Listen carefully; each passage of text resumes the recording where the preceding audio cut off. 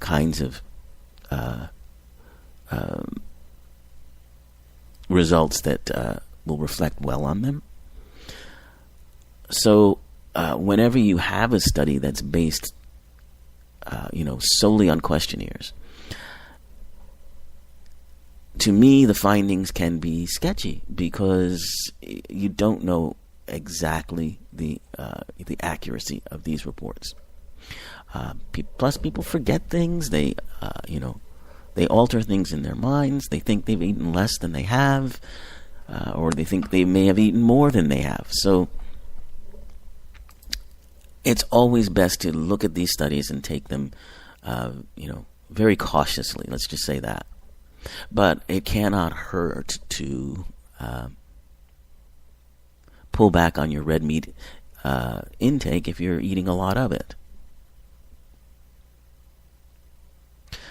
Some red meats are high in saturated fat, and that raises blood cholesterol. So there's pretty a strong association with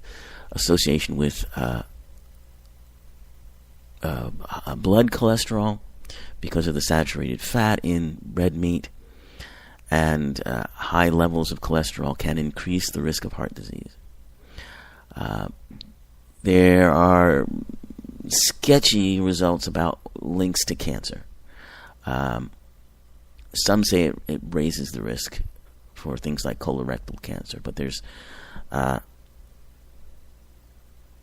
not real strong evidence on these things.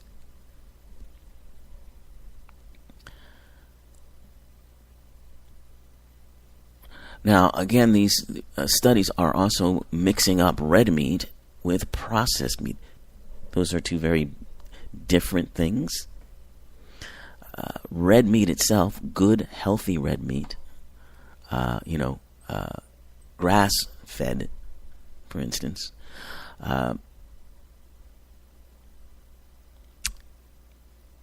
is a healthy choice and a much healthier choice than processed meats.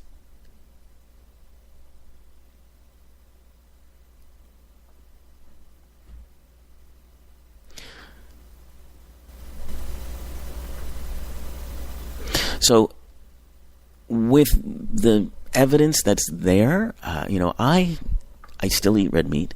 I think there are benefits to it. I think there are proteins that you get from red meat, energy that you get from red meat, that you don't get from other kinds of meat.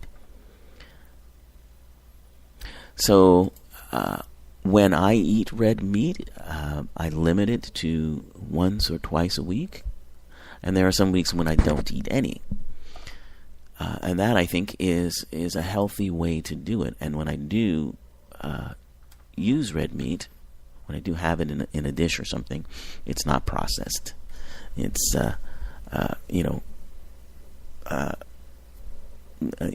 fresh red meat. It's not processed. It's not part of a packaged meal or anything like that.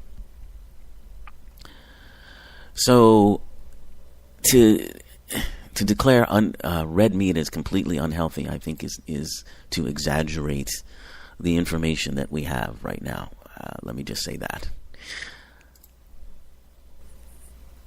All right. So now in our part 2, we'll be looking at other ways of changing your diet. We'll also be looking at the effects of supplements on blood sugar. If you're trying to keep your blood sugar levels down, let's say you've been to the doctor and your doctor's telling you your blood sugar is higher than they'd like it to be. Well, there's ways to deal with that. And we'll continue also talking about weight loss and yoga's effect on weight loss in particular. And meditation's effect on all of these things. So next week we will do a part 2 on our Spring Wellness Edition 2019. So I encourage you to join me then.